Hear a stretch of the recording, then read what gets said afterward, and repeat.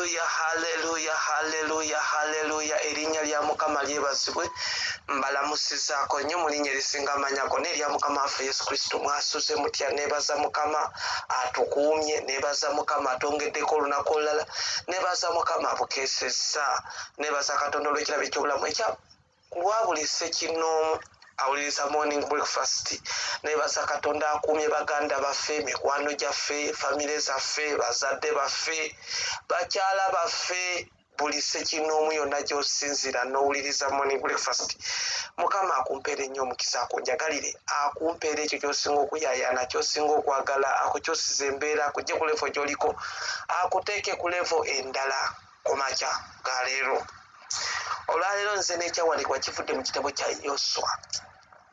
YOSWA abalala gwe muyita YOSWA nze nkisoma era nkyogera nga bwe nkiraba mu bayibuli yange ekigambo kiri YOSWA essuula esooka olunyiriri olwokusatu lugambye bwe luti luwulirize buli kifo kye mulinnyangamu ekigere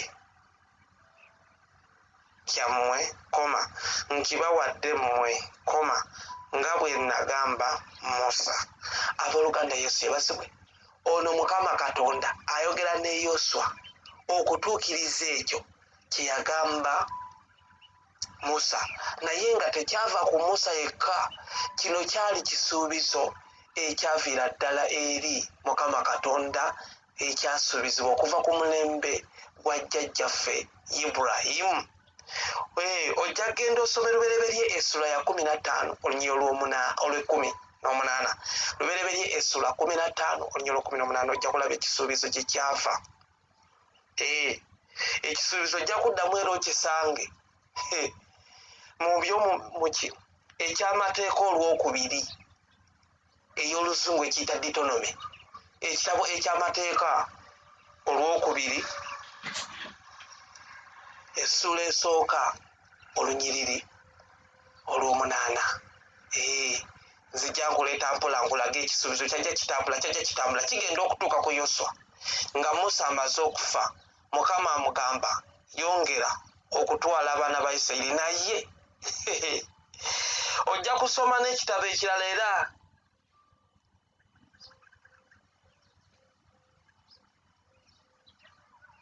ekyamateeka olwokubiri essula ey'11 olunyiriri olw'24 ekyamateeka ekyokubiri ekyamateeka olwokubiri essula ey'e11 olunyiriri olw'24 awo wonna tutambulira ku kisuubizo Mukama Katonda kye yatuwa okuyita mu baweereza be abaali abalungi mu mulembe ogwo. Kaakati nzize n'ekyo ekyawandiikibwa ekivudde mu kitabo kya YOSWA nga Mukama amugamba akole nga bwe yagamba Musa nga Musa amaze okufa. Abooluganda Yesu yebazibwe kati kikakata ku ffe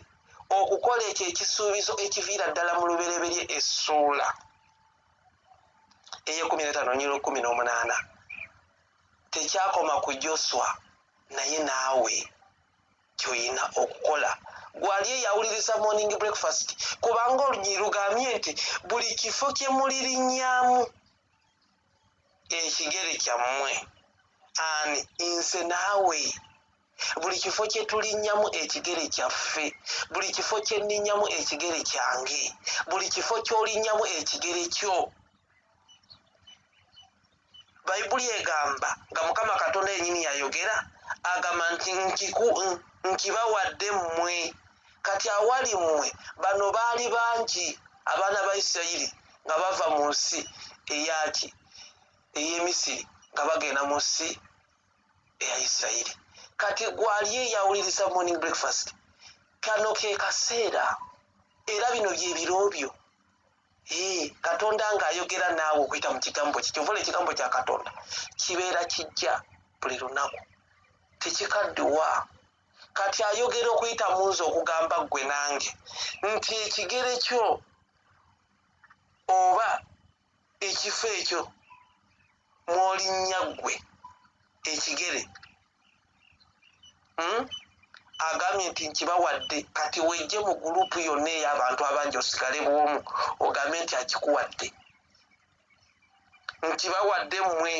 akituwadde ffe naye olina okuva mu gurupu n'osigala nti kati nze Mukama wano ampaddewo. Kino kyetwogerako wano kyetaaga kutwala kukkiriza n'omanya nti kati Mukama yagamba nti buli kifo kyonna kye tunaalinyamu akituwadde ffe. Yali ayogera nange baizeni ayogera nange bifo yali ayogera n'abaana ba Isirayiri. Kati gwe buli kifo ky'oyagala oba ekyo ky'oyagala oyina okkitwala ng'okkiriza ekyo Mukama kye yasuubiza era kye yakutegekera. Naawe alina kye yakutegekera ky'olina okutwala. Njogera n'omukyala n'omwami ng'oli eyo naye nga weekoma mma ekigambo kya Luganda oyinza obutakitegeera. Ng'oli eyo tewekkiririzaamu totwalangako ng'okkiriza kubaako ky'otwala. Ebintu byonna tubitwala na kukkiriza. Wali ali eyo talina mulimu naye olina w'omanya walina emirimu naye tolusuubira nti emirimu gijjo. Twala butwazi kukkiriza otambule ogendeyo osabe essaala ogambe nti Mukama wagamba buli ekifo kye mulirinnyamu n'ekigere kyammwe nkibawadde. Kati gwe ekifo ky'olinnyamu n'ekigere kyo twala okukkiriza era osabe n'essaala yo ogambe nti kino Mukama nkitutte, kino kimpadde, kino nkitwala. Oba ogenze mu bizinensi gamba eno bizinensi ngitwala. Oba ogenze ku mawanga gamba lino eggwanga ngenda ddirya wagamba buli kigere kyaffe kinaalinnya tutwalewo. Era nze nina bye neewuunya bye sigenda kunnyonnyola nnyo naye nga message eno eyita njagala ogitwale. Ng'oli eyo olina ky'oyagala twala essaala eno nti nkulu egambye nti buli kifo kye mulinnyamu ekigere kyammwe kibawadde mmwe nga bwe nagamba Musa. Kati Mukama Katonda agamba ggwe weewaawo akozesezza nze eddoboozi okuliyisa mu nze ajja ddiyisa ne mu muntu omulala si nze kaasobola okuweereza naye n'abalala gye bali Katonda baakozesezza. Naye twala eddaala okkirize nti Katonda kyakutegekera akikuwadde kiri mu mikono gyo olinnyeeko n'ebigere ebyo oba kifo kitwale ng'osaba essaala eno ku makya ga leero. Abantu bangi bagenda ne batuuka mu interview ne batandika oba bannaaziyita n'otandika okwogera ebigambo bingi naye ne we bagenda okukola interview ng'otuuseewo leero naye ng'ojja zikola next week. Gamba Mukama Katonda wayogera nti buli we tunaalinnya n'ekigere kyaffe owatuwadde. Wano wennyini wenzize leero okuteeka empapula zange leero n'ebigere byange bino ntuttewo mu linnya lyo Yesu. Kyekisuubizo kyo Mukama nkusaba kimbeereko osabe essaala yo ginyweze ojja kutoola ekyo ky'oyagala. Gw'ayagala omulimu ojja kugutoola. Ayagala obufumbo wakayingira mu relationship gitwale mu linnya lya Yesu ng'oga nti Mukama essaala nyangu okulaba wano ng'ogitunulako naye abantu abo mulemu okusoma essaala ne mutuukayo ne mwogera ebigambo ebitakwatagana. So saba essaala okusinziira mu byawandiikibwa tosaba ssaala ezaali ezaani zino eziringa ebikwate. Naalibadde nkusomerayo essaala emu eringa ekikwate naye abamu bajja kulowooza nti temukuvoola naye gwe tunuulira essaala ezaaliwo ku mulembe gwa Jjwa nga tezira ezikwatagana nakyolimu. Webagamba nti buli w'olinnya kati gw'oyagala kulinnyawa bakuleetedde ekyapa ky'ettaka bagambye duplicate yiino naye wano tutundawo ssente bweziti. Ekifo ky'okusaba essaala nti Mukama agamba buli kye tunaalinnyako n'ebigere byaffe tunaakitwala. Gw'otandika gamba bannaye wano ssente nga batundawo nnyingi wano nga balamula ssente nnyingi biki naali tuttewo naye bannaye ssente ze balamulawo nnyingi. Ogenda okusuba omukisa ekyapa ekyo kiyise ku bantu bangi kigenza okutuuka gy'oli nga Mukama Katonda yasuubiza ekisuubizo kye nti buli w'onoolinnya n'ebigere byo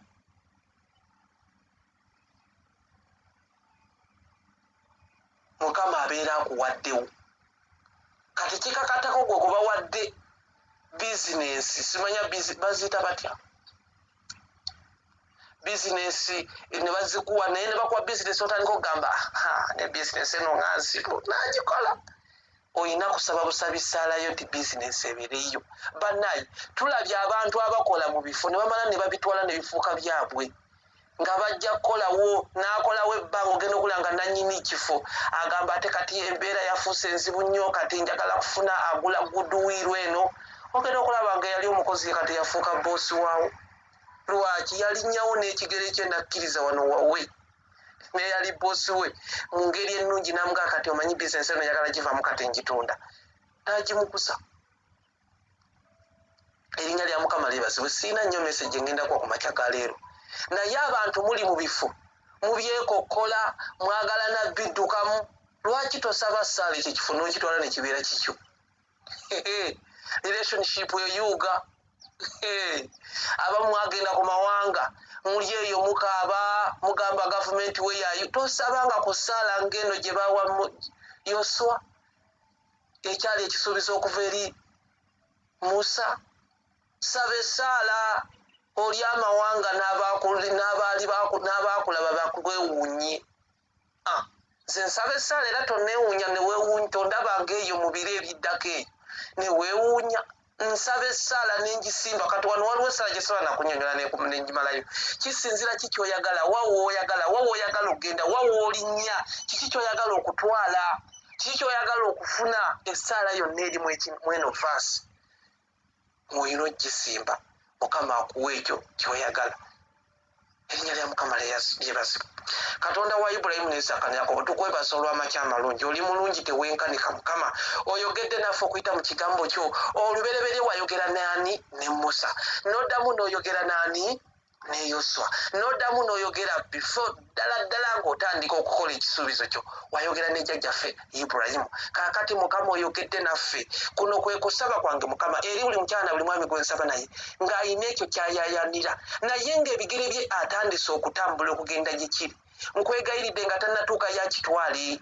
akitwale mu linnya lyo Yesu kwe kusaba kwange Mukama eri buli mukyala na buli mwami alina ky'ayagala oba kyapa kyattaka oba mulimu oba bufumbo Mukama oba maka oba bizinensi oyo ayagala okgenda kati addemu atambula amawanga bw'agenda ku embasi atoole visa mu linnya lya Yesu ayagala buli kintu kyonna Mukama nga ewasuubiza nti ebigere byonna buli gye binaalinnya Mukama owaddeyo Mukama otuwadde okulya amawanga kwe kusaba kwange Mukama buyonna gye naayita gye naalaga gye ngenda okgenda wiiki eno eddako Mukama ntwaleyo mu linnya lyo Yesu amiina ayagala okulokoka teeka emikono mu bbanga agamba nti ayi Yesu nzikiriza n'omutima gwange okwewa obutuukirivu era njatula n'akamwa kange nti ndokose amannya gange gogere gaddemu nate gaddemu era gamba nti ayi Yesu amanya gange kano gajje mu bitabo ebyokufa amangu ebitabo eby'endwadde ebitabo ebyokusiraana ogawandiika mu kitabo eky'obulamu n'omukisa n'okuwangaala asseemu ebigambo ebyo oli mulokole Mukama akunywereza akumpeera ennyo omukisa akunjagalire olunaku olulungi